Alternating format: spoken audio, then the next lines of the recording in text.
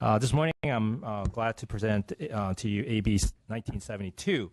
AB 1972 would allow disabled veterans to receive the Distinguished Veteran Pass, which allows them free lifetime entry into the state park system, regardless of whether or not they served during peacetime or wartime. Thank you. That's great. We don't have quorum yet, so thank you very much. We all appreciate this. Yeah, I love it.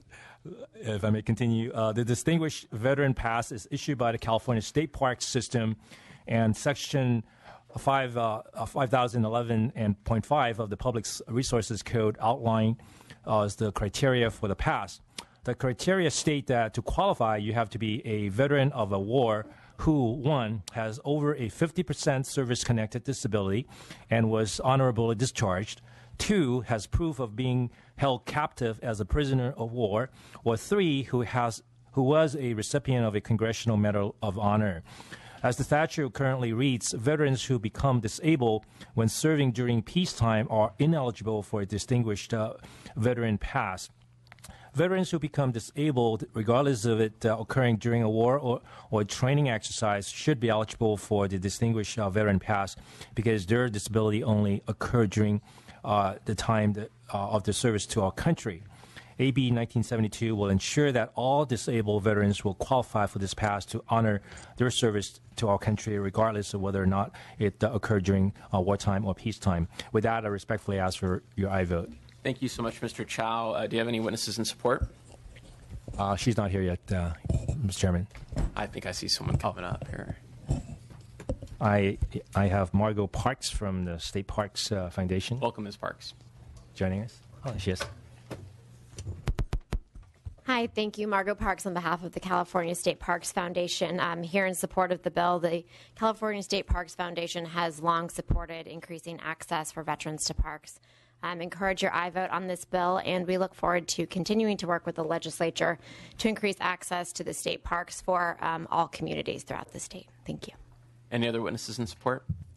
Any opposition? Any questions for the author?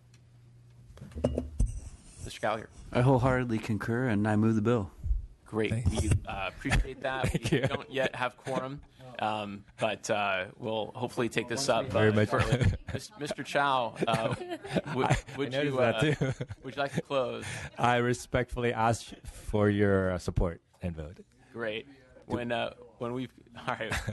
Mr. Chow takes amendments, he'll add you guys if he'd like. Thank you very much. All right. Thanks, Mr. Chow. All right. Next, we have Mr. Wood.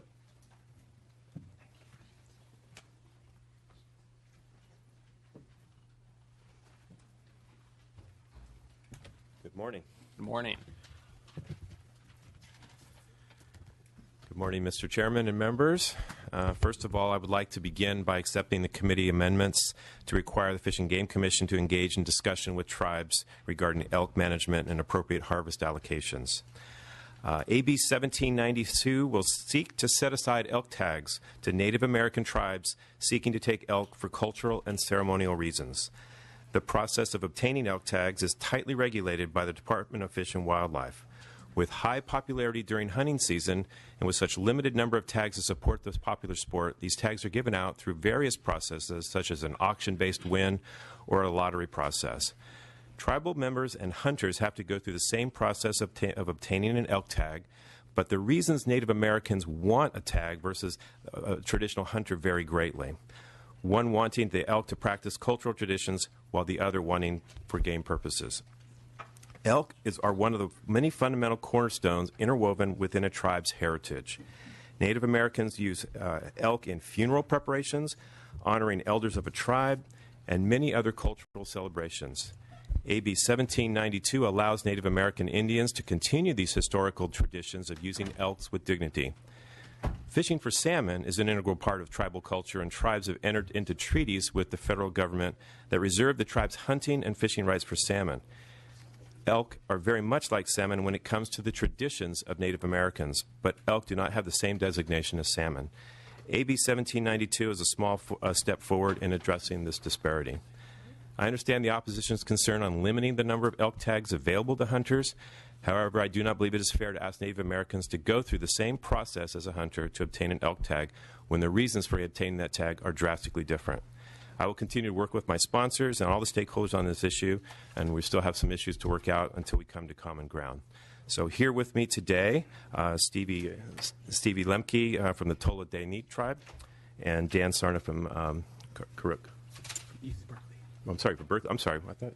Yeah, okay, never mind. Anyway, we have two witnesses. Please, go ahead.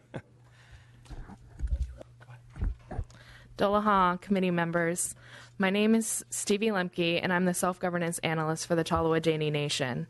I'm excited to share with you today some information and facts regarding the tribe's historical and contemporary relationship with Chishu, or elk. The Tolowa Dene Nation, formerly the Smith River Rancheria, is a federally recognized Indian tribe of Tolowa Indians. We're headquartered 3 miles south of the Oregon-California border in Del Norte County, and we have a general membership of 1,600 tribal citizens and a 7-member duly elected tribal council. The tribe's aboriginal lands cover a large portion of the coastal and mountainous areas of Northern California and Southern Oregon, where the Tolowa Dene have acted as stewards over all resources since time immemorial, including the many elk herds still living in the Del Norte County. Since long before European settlement, the Tolowa Dene have relied on elk for subsistence and have fostered a cultural and spiritual relationship with the elk. It's well understood historically that the tribe relied heavily upon both salmon and elk for subsistence purposes. The Tolowa Dene hunted elk whenever possible, and a large number of everyday and ceremonial items were made from the materials harvested from the elk, such as spoons and hair sticks. The tribe has also historically participated in prescribed burning and habitat development to foster the management of the elk. The tribe developed various methods to assist in the hunting and capture of enough elk adequate to meet the needs of the people. Each year, the tribe engages in a meat giveaway and honors the traditional value and place that the elk held in traditional Tolowa Dene culture and society. The allocation of elk tags would ensure that the tribal right to take elk in pursuit of tribal ceremony and culture would be preserved for future generations. Thank you for your time and attention to this critical matter of tribal self-determination and survival. Hello, good morning, committee members. Thanks so much for your attention to this important issue. My name is Daniel Sarnov-Wojcicki. I'm a postdoctoral research fellow at UC Berkeley in the Department of Environmental Science, Policy, and Management. For the past 8 years, I've been working on research collaborations with the Karuk Department of Natural Resources, first as a grad student and now as a postdoc, working on food security initiatives with the Karuk, Yurok, and Klamath tribes in the Klamath Basin. Today, I give my testimony as an academic, colleague, and collaborator who's worked in the natural resource management issue sphere with tribes in the Klamath for the last 8 years, and as a citizen of California who cares deeply about wildlife management, ecosystem restoration, and social environmental issues in the state. Today, I want to talk a bit about some of the habitat restoration initiatives that the tribe has been engaged in over the last few years with the U.S. Forest Service, Cal Fish and Wildlife, and the importance of this bill in furthering and supporting those initiatives. The ecosystem management practices of the Karuk people developed in relation to place over thousands of years. This body of knowledge and practice is retained by members of the community who are combining traditional ecological knowledge with cutting-edge Western science through collaborations with universities and federal and state agencies.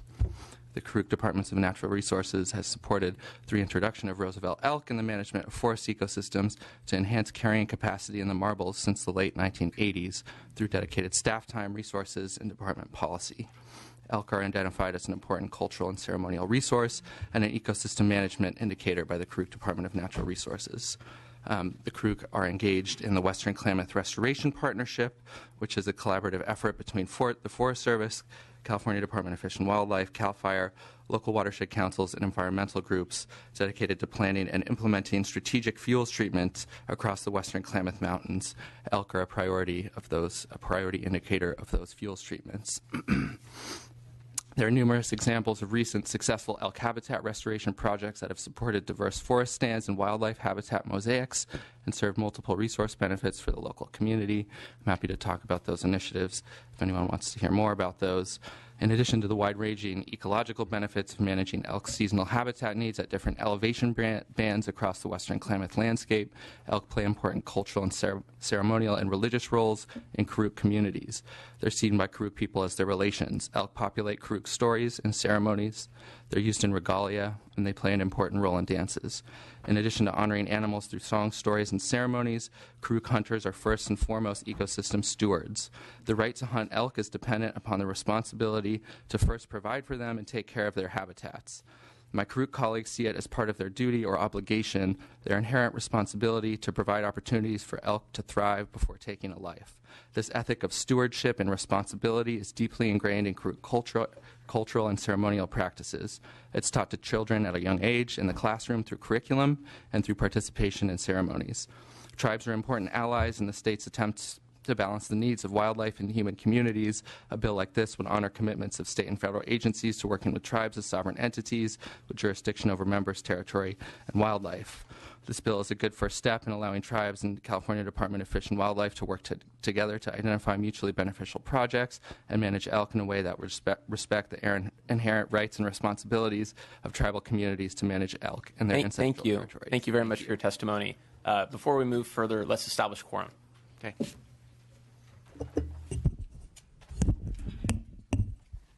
Levine, Present. Gallagher, Bigelow, DeBobne, Dodd, Christina Garcia, Gomez, Gordon, Harper, Lopez, Mathis, Medina, Olson, Salas, Williams. All right, quorum is established. A couple of announcements. AB 1925, file item number 8, and AB 2549, file item number 17, are being put over by the authors.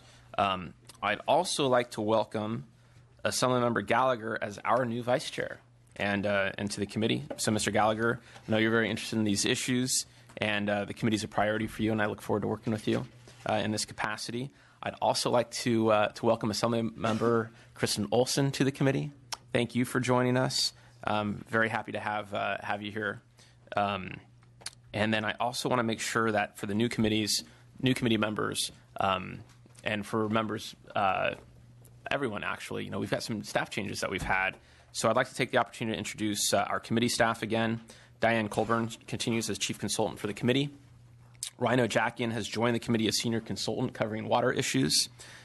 Ryan is assuming the staff position previously held by Tina Leahy, who has left to take a position with the State Water Board's legal office. Congratulations to her, and we thank her for her work. I also want to acknowledge Chinook Shin to my left, who took over as committee assistant for the first of the year. Chinook replaces Kathy Matsumoto, who retired in December, and she was a really amazing member of our team and the committee staff, and she was someone who kind of always knew where I was going. Even if I didn't tell her where I was going, and really amazing skill that she had, and that she served here in the Assembly for 20 years, which is really quite remarkable. So really appreciate the new members who have joined us, and of course the committee staff who are here to serve you, and all the members, of course. Pardon me? Sorry, I was saying Robert is our Republican consultant. And Robert, our Republican consultant. How do you do? But you continue on. Yeah.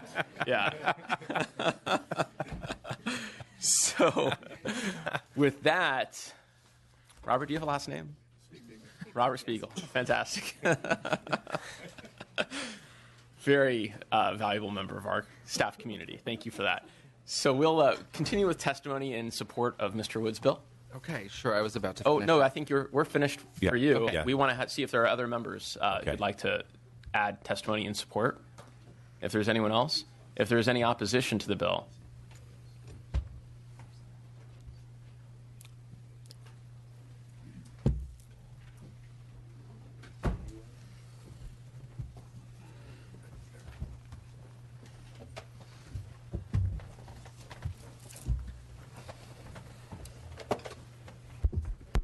Kirsten Kolpitke with the California Forestry Association. We have concerns on the bill. Our members of our association are private timberland operators who do obtain elk tags either through the private lands management or through cooperative landowner agreements. We want to make sure first that any tags that are set aside for the tribes come out of the general population tags and not those for our members who are actually doing something to their lands to enhance the health of the herd. And secondly, we would like to clarify that if there is off-reservation hunting, that we just clarify that private landowners are excluded from that they would be done in some sort of cooperative agreement as is currently happens under the existing law. My name's Mike Ford. I work for the Rocky Mountain Elk Foundation. Welcome. I just want to point out that really what we're dealing with is a very limited resource in the elk program. Although there are local pockets of habitat where elk are plentiful, much of California's historic elk habitat is unoccupied.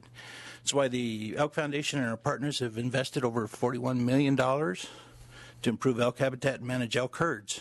That's why elk hunters, California sportsmen and women, have supported minimal elk harvest in the past.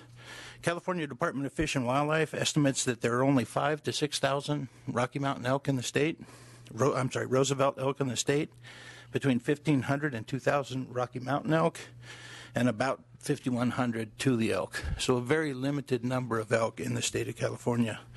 We are on record as having concerns about the bill. A couple of different passages made it difficult for us to know exactly where the interest of the bill was headed. It states that the Commission shall issue a specific number of tags to federally recognized tribes. We know that there's over 100 federally recognized tribes. We have worked with other tribes that are not federally recognized, but feel that they still have the same hunting rights. A tremendous population, if you will, that are looking for those elk tags. California has, just to show a little bit more, in 2014, 98 Roosevelt elk was all that was harvested. 37 Rocky Mountain elk and 234 Tule elk. So there's not much of a resource in which to provide for these cultural programs. We do feel that there's a number of ways to obtain elk product, if you will, for cultural and religious resources. We support that. We know that much of the tribal land, for instance, in Oregon, many of those hunting seasons are over-the-counter seasons, which allow tribes hunting access right now. Further, AB 1792 describes for the purpose of cultural or religious ceremonies or celebrations. Again, we support those things, but we don't know exactly what they are. And so without having knowledge of what the author is looking to do, we cannot. We had such questions as, would the hunting be allowed statewide? Could tribal members who reside in other states be eligible to receive California tags? Could the tags be sold for profit? RMEF continues to work with the California Department of Wildlife and state and federal land managers to collect information on elk populations and their habitat. We have supported CDFW in their efforts to work with private landowners who support elk on their private lands. In some cases, within California Northwest, most of the elk reside on private land, and so we're going to have some private land issues potentially with this, Kristen suggested. Pardon? Yes. Okay. We would like to work with the author. We appreciate in your opening that you suggested that you were willing to work. We'd like to work with some of the wording on it if we could. We do have some concerns. We do recognize that many Californian sportsmen and women apply for these tags. Approximately 35 to 40,000 people apply for these elk tags. All right, thank you very much, sir. And just for one point, you raised an issue about tribes outside of California. This is only for in California. I wanted to make sure that that was stated clearly, and I don't want any misstatements to be read as fact by anyone. Any other opposition in the room? Oh, yeah. We've got one more guy. You've got like 45 seconds because of the time that he took. I'll talk fast. Hi there, Mark Henley, California Waterfowl Association. As was mentioned, elk are a high-value, limited resource in California. In 2014, there were only 316 total tags that were awarded. This is out of 33,000 plus people applying for those tags. And some sportsmen can spend literally an entire lifetime just to get one or two tags. Some of the other tags are auctioned off. Some of those tags are so valued that they can literally go for tens of thousands of dollars, and all that funding is then goes back to elk conservation and other big game conservation purposes. So it's used for a good resource purpose. What we see with the bill, the main problem is, and we do appreciate the amendments, but we don't believe they go far enough. First, it doesn't require the tribes, the recipients, to actually do anything to help elk or their habitat. And the other, getting back to just average sportsmen out there, it's going to make it much harder for them to secure a tag. So for those reasons, we urge you to oppose. Thank you very much. Those others in opposition, please state your name, if you're affiliated with an organization, and your position. Don Sambachetti, hunter conservationist, and I'm opposed to it as written. Yep. Jim Green, hunter conservationist, opposed to it as written. Thank you. Any other opposition?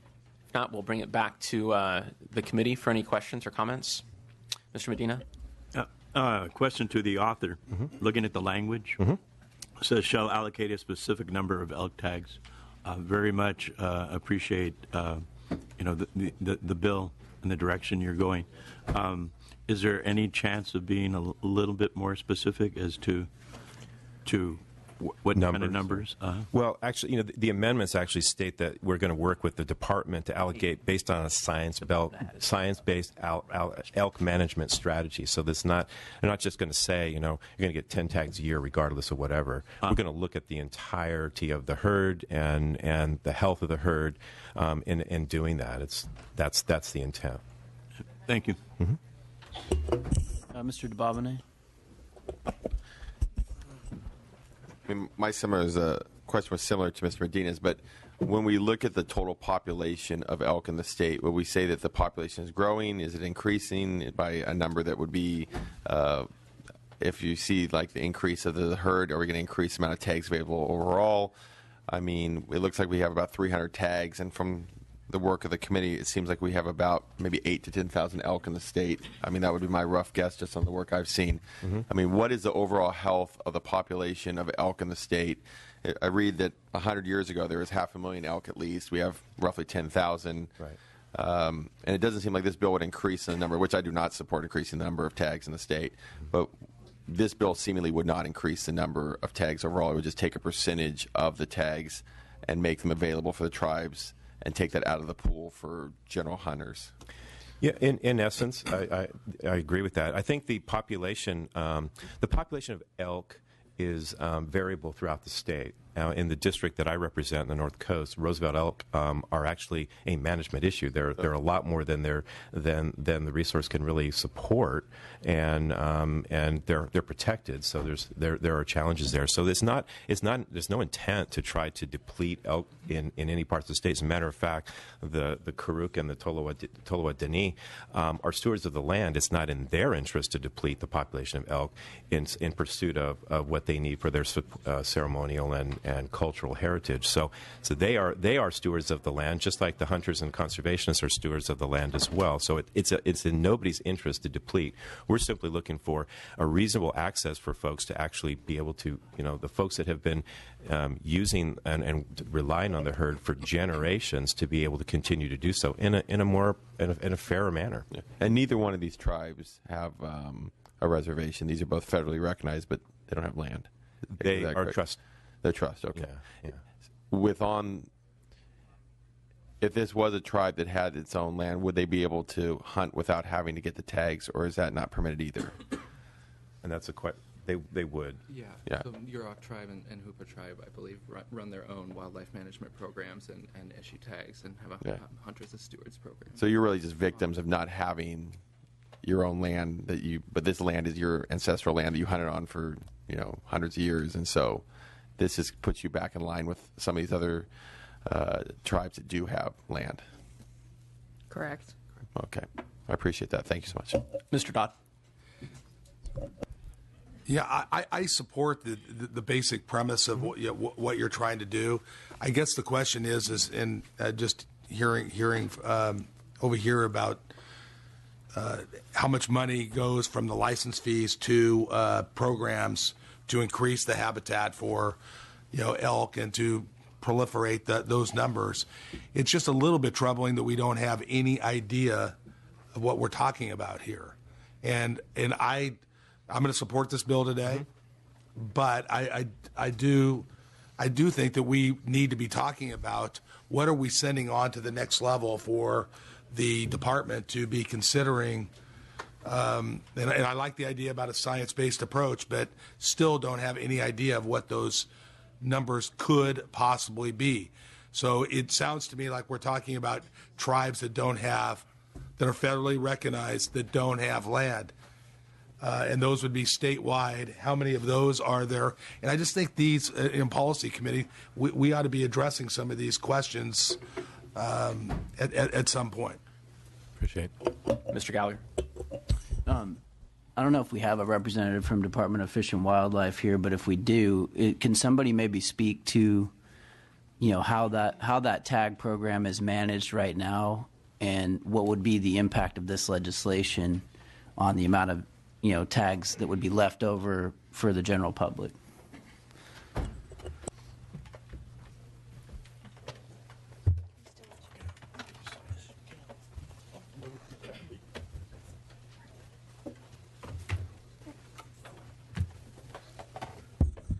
Good morning. Susan LeGrand, Deputy Director for Legislation with the Department of Fish and Wildlife.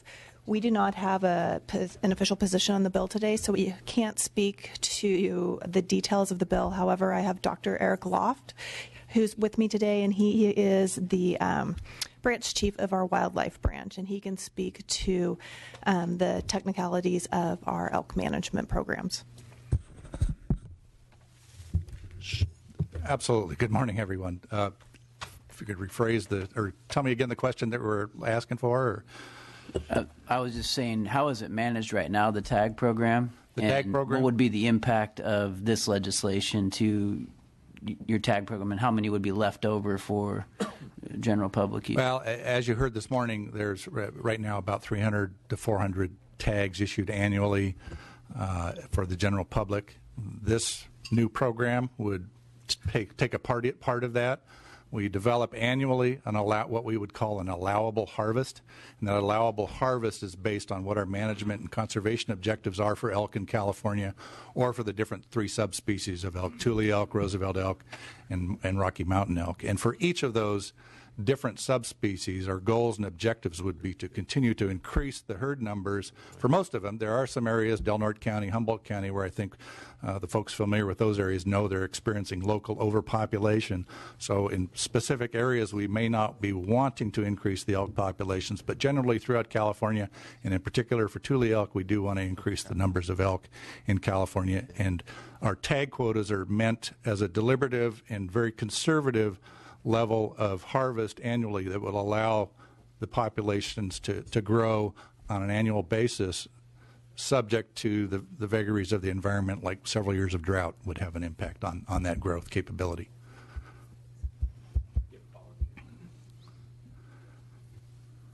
Ms. Olson. Thank you. I have a follow-up to that. So if historically we've been issuing 300 to 400 permits per year statewide, but we have overpopulation in a handful of counties, including Del Norte, and perhaps this question is better posed to the author, but did you contemplate perhaps leaving the statewide program intact for the general hunting population, but then designating permits over and above that within the counties that are overpopulated for tribal purposes? We could certainly contemplate that, but it actually, from our perspective, made more sense to look at this as a statewide issue. Okay. If you do that, I'm not prepared to support the bill today, but if you end up moving in that direction, I think that makes a lot of sense, both in terms of managing the population, but also in terms of fairness for all Californians. So I'll continue to watch the bill closely and encourage you guys to move in that direction. Thank you. Without seeing any other comments or questions, Mr. Wood, would you like to close? Appreciate the questions, and we are continuing to work with folks on this. Some of the concerns came very late to us. For example, California Forestry Association, I was not aware of those concerns until just this morning. So happy to work with people on this. This is about protecting the cultural heritage of Native American Indians in my district. And we have, as is well known, we have overpopulations of these elk in 2 of the counties. They would just like to have reasonable access to that for their cultural and religious and sustenance needs. And so with that, I would ask for your support. Great. And so, Mr. Wood, just to clarify, you began your statement saying that you're accepting all committee amendments. Correct. I want to say thank you for that. And you just cited the late opposition to your bill, which makes it very difficult to resolve any other issues that come up, some of which by the California Forestry Association and others. They do make legitimate points, particularly that tags set aside for tribes not reduce the number of tags issued for private land management, and that off-reservation hunting not occur in private property unless there is an agreement. And you've said that you're committed to resolving those issues. Correct. Yeah, I don't think we would. It's never our intent to give somebody permission to trespass. That's right. Or to take away from private landowners. No, that's not the intent. Thank you. So I want to thank you for being willing to continue working with the tribes, the department, the commission, and other stakeholders as you've maintained on additional refinement. I also want to say that in negotiating these issues, I believe that it's very important for the state of California that we do so in a manner that respects the sovereignty of California Native American tribes and their historical cultural relationships with the land and wildlife. Of course, at the same time, we need to take into account current land uses and conditions, the needs of other users and landowners, and the state's public trust responsibilities for wildlife resources. With all of that said, I'd like to recommend an aye vote on your bill today as amended, and would love to entertain a motion to approve. Move the bill. All right, we've got a first by Mr. Williams, a second by Mr. Medina. Please call the roll. The motion is do pass as amended to Appropriations Committee. Levine? Aye. Levine, aye. Gallagher? Bigelow? DeBobne? DeBobne, aye. Dodd? Aye. Dodd, aye. Christina Garcia? Gomez? Gordon? Harper? No. Harper, no. Lopez? Aye. Lopez, aye. Mathis?